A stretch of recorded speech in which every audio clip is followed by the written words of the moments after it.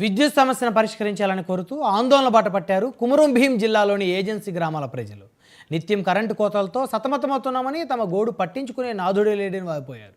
విద్యుత్ శాఖ కార్యాలయం ఎదుట బైఠాయించి ఆందోళన చేపట్టారు.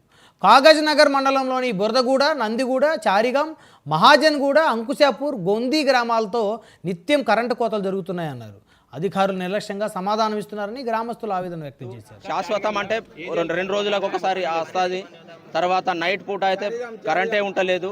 కాబట్టి దీనికి ఒక దాదాపు 10 గ్రామాల ప్రజలు చీకట్లో ఉంటున్నాం. ఇప్పుడు వర్షాకాల సీజన్ కాబట్టి తేళ్లు కానీ పాములు కానీ విష జంతువులు బయట తిరుగుకుంటూ ఉంటాయి.